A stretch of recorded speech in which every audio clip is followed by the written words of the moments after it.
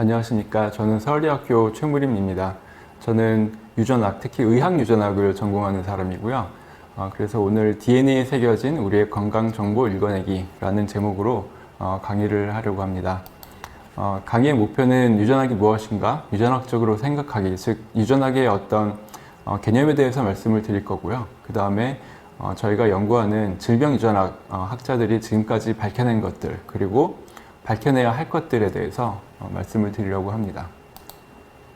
유전학이 무엇인가라고 하면 아마 이 강의를 듣는 주로 아마 고등학생 정도 학생분들로 이제 생각이 되는데요. 아마 이런 멘델과 이런 여러 가지 멘델의 법칙에서 시작되는 여러 가지 이제 생각이 나실 거예요. 그런데 사실 왜 그런지 모르겠는데요. 우리나라의 중고등학교에서, 대학교에서, 그리고 대학원에서 유전학이라는 그 이름 하에 공부하는 내용이 상당히 달라집니다. 그래서 아무래도 멘델의 유전 법칙이나 진화 법칙, 그래서 멘델, 이런 분들 많이 배울 텐데요. 대학교에 가게 되면 센트럴 도그마에 대해서 상당히 많이 배웁니다. 그래서 분자생물학, 사실은 분자생물학이죠. 그래서 우리 세포 안에 있는 DNA가 어떻게 복제되고 전사되고 번역되는지에 대해서 상당히 자세하게 공부를 하게 되고요. 물론 이제 거기서 더 파생되는 여러 가지 이제 메커니즘도 공부를 하겠지만, 그래서 보통 이제 가장 이제 중요하게 생각되는 분들은 이제 제임스 왓슨과 프랜시스 크릭입니다. 다들 아시겠지만 DNA의 이중 나성 구조를 밝힌 분들이시죠. 그러다가 이제 대학원에 오게 되면 여러 가지 이제 저처럼 메디컬 제네틱스를 하는 분들도 있고 디벨롭먼탈 제네틱스 등등 여러 이제 분야로 나눠지게 되고요. 내용은 이제 당연히 여러분께서 공부하는 것에 따라서 달라지겠지만 가장 중요하게 생각되는 약간 개인적인 의견일 수도 있겠지만 찰스 다윈의 어떤 여러 가지 이론이 결국은 가장 중요한 어떤 현재 우리가 가지고 있는 세포 안에 가지고 있는 DNA를 형성하고 어떻게 역할을 하는지에 대해서는 이런 다윈의 이론이 가장 중요하지 않을까 그런 생각을 하게 됩니다. 또 한 가지 백그라운드, 약간 이제 배경 지식인데요. 제가 한국말을 가장 잘하긴 하지만 이 한국말의 유전학자로서 한국말에 불만이 하나 있습니다. 뭐냐면 이 유전된다는 말이 두 가지의 의미를 동시에 띠고 있거든요. 그래서 왼쪽을 보시면 이 유전된다는 것이 헤리터블 하다, 즉 형질이 비슷하다. 그래서 나는 아버지의 대머리를 유전받았어. 또는 나는 이 성격은 엄마 닮았어. 엄마한테서 이 성격을 유전받았어. 이런 말을 많이 하잖아요. 이런 말을 하기도 하고, 또 유전이라는 말이 genetic라는 이제 말에도 쓰이기도 합니다. 그래서 이 말은 좀 더 이제 구체적으로 유전자의 활동에 의한 결과, 다시 말해서 내가 위암이 걸렸는데 이 위암은 유전성이야 라고 말을 하면 이것은 엄마 아빠한테서 받았다는 게 아니고요. 유전자들이 작용에 의해서 생긴 그런 유전자의 어떤 에 의한 질병이라는 뜻이죠. 그래서 이 genetic이라는 뜻과 heritable 뜻이 동시에 있기 때문에 약간 여러분께서도 이제 생활하거나 그럴 때 이제 헷갈릴 수도 있는데요. 이것을 잘 구별을 생각하고 계시면 이게 살다가 이게 헤리터블이구나 또는 genetic이구나 이렇게 하시면 좋을 것 같아요. 그래서 genetic스가 무엇인가 라고 말을 하면 제가 미국에 공부하러 갔을 때 첫 유전학 시간에 교수님께서 학생들한테 물어본 질문이에요. 유전학은 무엇이냐? 한 단어로 한번 표현해봐라 라고 했는데 이제 교수님이 칠판에 쓰셨던 단어가 이겁니다. 다들 아시겠지만 델타이고요. 델타는 여러분 수학 많이 하겠지만 변화를 의미하죠. 변화이고요. 바이올로지에서, 생물학에서의 변화는 결국 뮤테이션을 의미합니다. 다시 말해서 유전학은 가만히 있는 동물에게 또는 생물에게, 식물일 수도 있기 때문에 이게 뮤테이션을 넣어서 DNA를 바꿔주는 거죠. 유전형을 바꿨을 때 그것에 의해서 어떻게 표현형이 바꿔지는지를 연구하는 것이 유전학이 되겠습니다. 또 한 가지 중요한 개념은 이렇게 P는 G 더하기 E라는 것으로도 이제 표현될 수 있겠는데요. 여기서 P란 피노타입이고요. 그리고 G는 지노타입, 그리고 E는 인바이러먼트를 의미합니다. 다시 말해서 여러분께서 또는 여러분의 친구, 가족에게서 볼 수 있는 여러 가지 피노타입이 있습니다. 생김새, 성격, 여러 가지 질병, 각종 이제 질병에 걸리고 안 걸리고 이런 여러 가지 피노타입들은 결국 어느 정도의 지노타입, 유전형과 어느 정도의 환경적인 요인의 어떤 배합에 의해서 결정되는 것이라고 말을 하죠. 그래서 어떤 형질은 상당히 지노타입, 유전형이 강하게 적용되는 그런 피노타입도 있고요.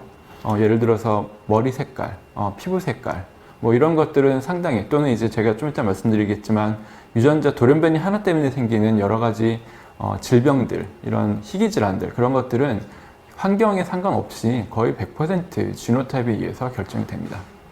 그에 비해서 뭐 100% 인바이러먼트에 의해서 환경적으로 결정되는 것도 있죠. 예를 들어서 내가 감기에 걸리는 것, 교통사고가 나는 것, 이런 것들은 유전형이 뭐 어떠냐에 상관없이 사실은 운인 거죠. 운과 여러 가지 여러분의 행동, 여러 가지 환경적인 요인에 의해서 결정되는 형질이 되겠습니다.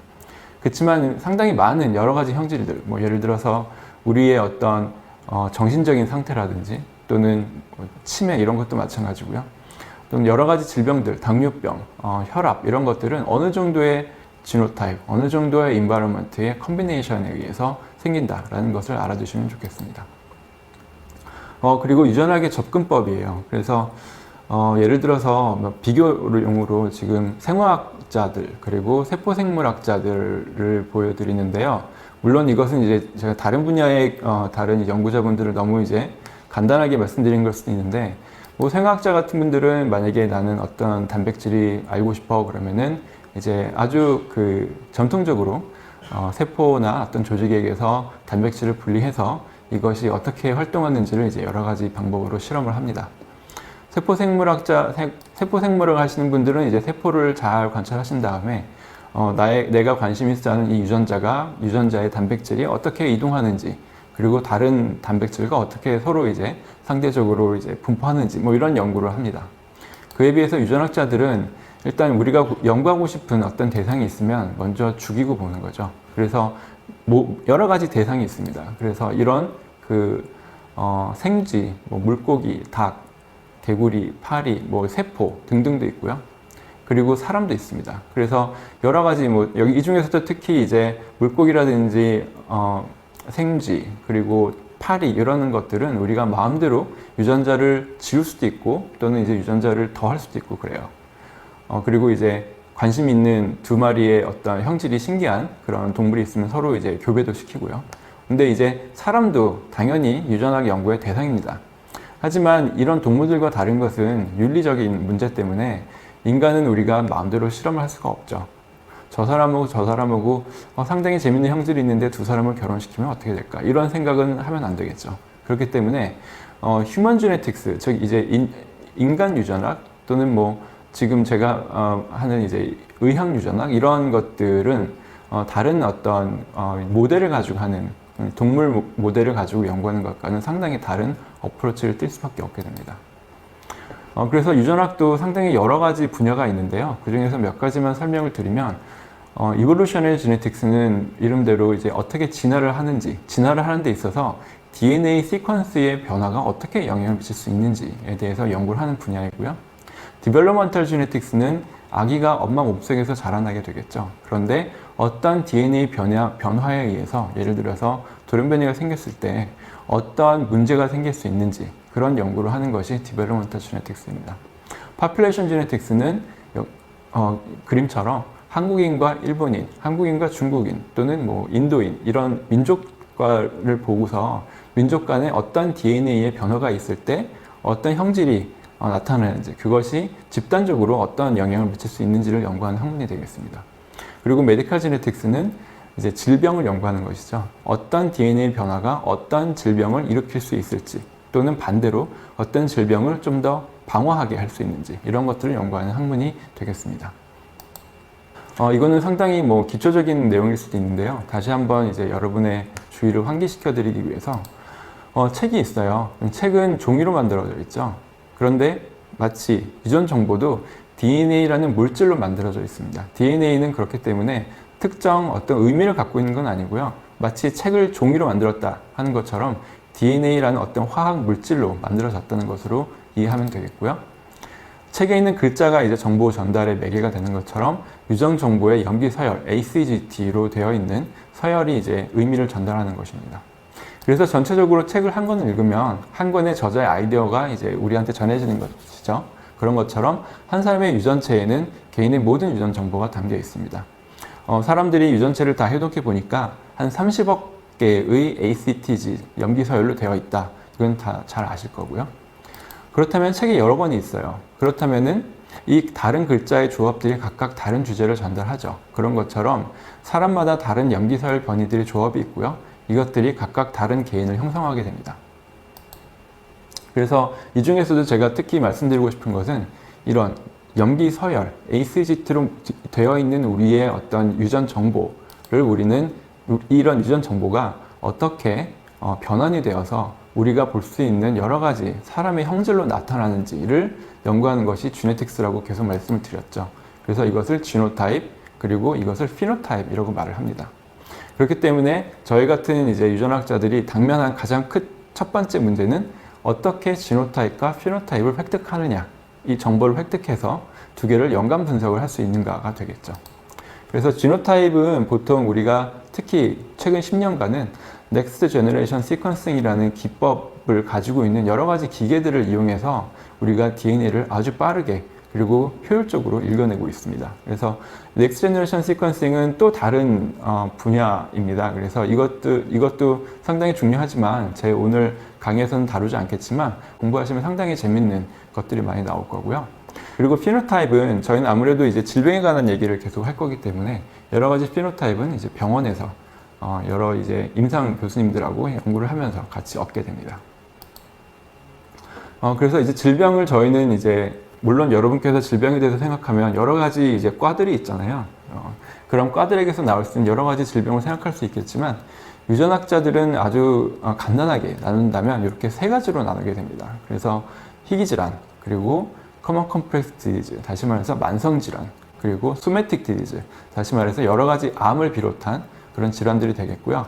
저는 오늘 두 개, 레어 디지즈하고 만성질환을 주로 말씀드릴 건데요. 여기 보시는 이제 희귀질환의 가장 좋은 예시 중에 하나로 렛 신드롬이라는 이런 렛 증후군이죠. 이런 환자들 같은 경우는 이제 뇌 발달에 문제가 생겨서 상당히 이제 부모님과 의사소통도 안 되고 여러 가지 문제를 일으키는 그런 질환들도 있고요. 만성질환 지금 이 보시는 사진은 이제 알츠하이머 환자의 사진인데요. 여러분께서도 주위에 치매라든지 고혈압, 당뇨병, 여러 가지 신장이라든지 여러 가지 이제 질환들이 있죠. 그런 것들을 이제 말하는 겁니다. 상당히 달라 보이는 이제 질환들이긴 한데요. 그래서 이것들에 대해서 말씀을 드리는데 그렇지만 그래서 결국은 이제 트레이트의 어떤 정량화를 해보면 결국은 모두 하나의 스펙트럼 위에 있다고 말을 합니다. 그래서 지금 예를 들어서 지금 키라고 말을 할게요. 여러분의 키는 모두 이제 모든 한국인의 키를 이렇게 분포를 그리면 대부분의 경우 이렇게 예쁜 정상 분포와 정규 분포가 나오게 되는데요. 이 중에서 정상 레인지에 정상 범위에 들어오는 사람들도 있지만 어떤 사람은 키가 상당히 큰 사람들도 있을 것이고 키가 상당히 작은 사람들도 있을 겁니다. 이런 분들을 이제 만성질환 환자라고 볼 수도 있을 것이고요. 그 다음에 좀 더 익스트림한, 좀 더 이제 말단으로 가게 되면 예를 들어서 말판 신드롬은 아주 키가 커지는 아주 그런 희귀질환 중에 하나이고요. 에콘드로플레이지아라고 역시 이제 키가 아주 작아지는 그런 질환도 있습니다. 그렇기 때문에 아주 희귀질환과 만성질환은 어쩌면 하나의 스펙트럼 상에 있고 트레이트의 시비어리티에 따라서 얼마나 중증도가 심하냐에 따라서 나눠질 수도 있지 않을까 그런 생각을 할 수도 있습니다. 그래서 그렇지만 그래도 이제 편의상 레어 디지즈, 희귀질환과 만성질환을 굳이 나눠서 특징을 말씀을 드리자면 아무래도 희귀질환 환자들이 좀 더 희귀하고요. 원인은 아까 P는 G 더하기 2라고 말씀을 드렸는데요. 대부분의 경우는 거의 유전적입니다. 그렇지만 커먼 컴플렉스 디지즈는 환경적이기도 하고요. 그리고 희귀질환에는 상당히 많은 경우가 모노제닉, 하나의 뮤테이션 때문에 병이 생긴 경우가 많습니다. 반대로 만성질환은 상당히 많고요. 지금까지 이제 제가 계속 이제부터 말씀드릴 것은 우리가 지금까지 연구해서 알고 있는 것들이 전체 어떤 것인지, 그러면은 현재 우리가 연구를 많이 해서 대부분의 희귀질환 환자들은 병원에 와서 저희가 분석을 하게 되면 한 반 정도는 저희가 유전적인 원인을 알아낼 수가 있습니다. 그에 비해서 만성질환 환자 같은 경우는 이것이 여러분의 병을 주는 유전자예요 라고 말하기가 힘듭니다. 워낙 많은 유전자들이 연관되어 있기 때문이죠. 그래서 모르고 있는 것은 우리가 알아야 할 것은 나머지 50% 희귀질환 경우는 나머지 50% 환자의 원인을 알아야 되고 다음 또 다른 미세한 증상 차이가 있습니다. 그래서 아까 렛 신드롬 예를 들어드렸는데 똑같은 렛 신드롬이라고 해도 실제로 이제 병원에서 보면 다양하게 미세하게 차이가 나는데요. 이것의 원인은 잘 모릅니다. 그리고 치료법은 물론 우리가 또 가야 할 길이죠. 이쪽도 마찬가지입니다. 그래서 유전적 원인 그리고 증상의 개인적 차이의 원인, 치료법에 대해서는 우리가 더 가야 할 길입니다.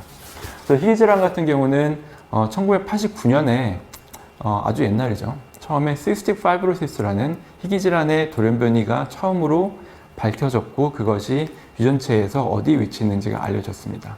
그때부터 시작해서 지금까지 계속적으로 많은 연구자분들이 지금 연구를 해서 현재는 한 수천 개 정도의 이제 질병의 원인을 우리가 알게 되었고요. 상당히 복잡해 보이는 그래프인데 아주 간단하게 말씀드리면 1980년대 후반부터 시작해서 유전자의 원인을 찾는 것이 시작해서 지금은 뭐 1년에 수백 케이스씩 계속적으로 발견이 되고 있어서 상당히 희망적으로 많은 연구들이 이루어지고 있다 말씀드릴 수 있고요. 특히 이 그림을 좀 더 확대를 하면 86년이군요. 이때부터 확대를 하면 2010년부터는 아까 제가 말씀드린 NGS, Next Generation Sequencing 이라는 기술을 가지고 발견되는 수가 상당히 늘어나고 있다라는 것을 말씀드릴 수 있습니다. 그래서 현재는 아니고요. 2015년에 나왔던 논문인데요. 보면은 전체 2만 개의 유전자를 한 200개씩 해서 100개의 칸으로 나눴어요. 그때 보면은 15%, 그래서 한 3,000개 정도의 유전자는 우리가 돌연변이가 생겼을 때 어떤 병을 일으킨다라는 것을 우리가 알고 있다라고 말을 합니다. 근데 지금 2021년인데요. 이거보다는 1,500개 정도 아마 더 늘어난 것으로 알고 있습니다. 그렇기 때문에 상당히 빠른 속도로 많은 유전자의 원인, 그 기능을 우리가 알아내고 있다. 그렇게 생각하시면 될 것 같아요. 그래서 이제 희귀질환은 그런 식으로 연구가 되고 있고요. 이제 만성질환 같은 경우는 GWAS라고 하는 Genome-Wide Association Studies, 전장 유전체 연관 분석법이라는 것이 상당히 많이 사용이 되고 있었습니다. 이 방법은 2005년 전부터 상당히 옛날이죠. 그때부터 이제 첫 연구가 되기 시작해서 연구가 상당히 많은 환자들과 대조군, 그래서 수천, 수만, 뭐 때로는 수십만의 어떤 참여자들을 모집을 합니다. 그래서 환자와 건강한 사람들을 모집한 다음에 이 사람들의 지노타입을 모두 다 정보를 얻습니다. 물론 이제 피 같은 곳에서 DNA를 뽑아야겠죠.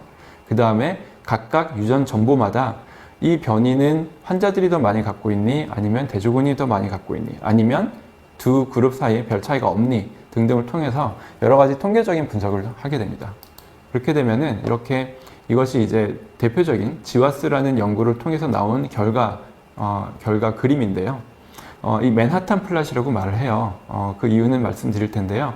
하나하나의 점이 여기서는 하나하나의 변이가 됩니다. 그래서 250만 개 정도의 점을 지금 보고 계신 거고요. 염색체 1번부터 22번까지 쭉 그 길이에 따라서 이제 점이 찍혀 있고요. 그것이 얼마나 환자나 대조군에서 더 많이 나오니 적게 나오니는 통계적으로 다 계산을 하는 거예요. 그러니까 250만 개 번의 계산을 하는 거죠. 참고로 이제 20만 명의 유럽인을 대상으로 혈압에 대한 정보인데요. 그래서 이 보면은 여기서 p-밸류를 계산을 해서 마이너스 로그 p로 이제 계산을 하면 당연히 p-밸류가 상당히 좋으면 좋을수록 위로 올라가겠죠. 그럼 이렇게 맨하탄의 건물들처럼 많이 보여진다고 해서 맨하탄 플랫이라고 하는데요. 그렇다면 여기 있는 이 변이는 이 혈압을 조절하는데 상당히 중요할 수 있구나라는 생각을 할 수 있겠죠. 그래서 이런 식으로 이제 유전자를 발견하는 겁니다. 그런데 흥미로운 것은 20만 명이라는 상당히 많은 수의 연구 그 참여자들을 통해서 했는데도 29개의 지금 변이가 발견된 거고요. 근데 전체 피노티픽 베리언스, 다시 말해서 혈압이 만약에 0부터 100까지 우리가 막 움직인다고 하면 그 중에서 1%밖에 이 29개의 변이들이 설명을 못 한다는 겁니다. 다시 말해서 어떤 사람은 이 29개 변이를 좋은 변이를 가지고 있을 수도 있고요. 어떤 사람은 운이 나빠서 나쁜 변이만 가지고 있을 수 있습니다. 그런데도 그 나쁜 변이만 갖고 있는 사람과 좋은 변이만 갖고 있는 사람들 사이에는 정말로 적은 양의 피노티픽 베리언스만 보인다는 거죠. 사실은 혈압약 하나 먹으면 이 정도의 29개 정도의 효과는 다 상쇄할 수 있다고 해요. 그렇기 때문에 만성질환은 유전자 돌연변이 하나가 아니고요.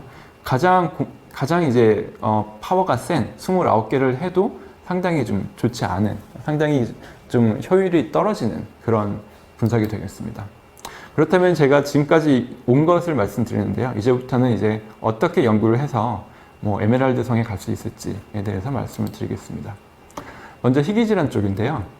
첫 번째 질문으로서는 50%의 환자들에게서는 아직 우리가 유전적 원인을 찾을 수가 없어요. 그렇다면 왜 그럴까? 우리가 모르고 있는, 지금까지 찾은 곳이 아닌 다른 형태의 어떤 새로운 유전 변이가 존재하지 않을까? 혹은 지금까지 우리의 대부분의 가정은 하나의 돌연 변이가 병을 일으킨다고 얘기를 했는데 어쩌면 저 환자들은 2개 이상의 변이가 동시에 일으키는 것이 아닐까? 혹은 어떤 환자는 환경적인 요인이 동시에 작용해서 그런 것은 아닐까? 뭐 이런 생각을 할 수가 있겠죠. 그래서 이러한 것에 대해서 여러 가지 이제 분석을 저희도 하고 있고요. 또 한 가지 질문은 환자마다 다른 미세한 증상 차이가 있습니다. 지금 보시는 그림은 트리처 콜린스 신드롬이라는 상당히 희귀한 이제 질환 때문에 여기 보시면 이제 얼굴이 아무래도 가장 눈에 잘 띄실 텐데요.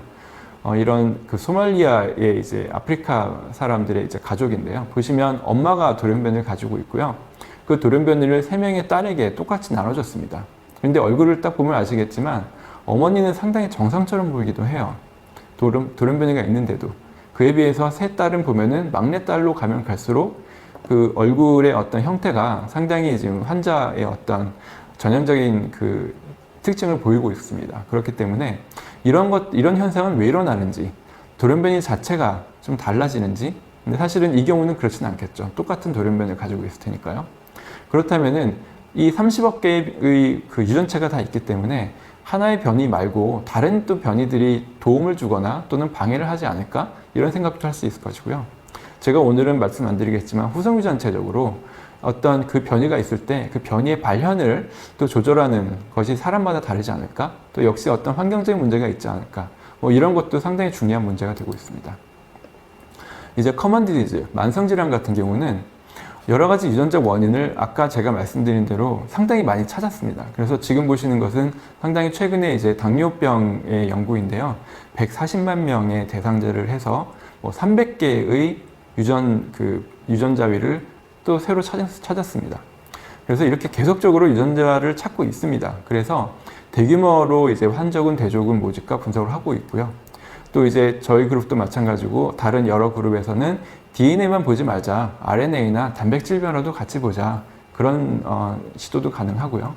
또는 이제 좀 더 자세한 임상 정보, 당뇨병이 있고 없고에서 벗어나서 당뇨병이 언제 생겼고 얼마나 시비어리티가 강하고 얼마나 중증도가 차이가 나고 얼마나 또 악화되는 속도가 빠르고 느리고 이런 것들이 여러 가지 어떤 연계 분석이 가능해집니다. 이런 것에 대해서도 충분히 이제 연구를 하고 있고요.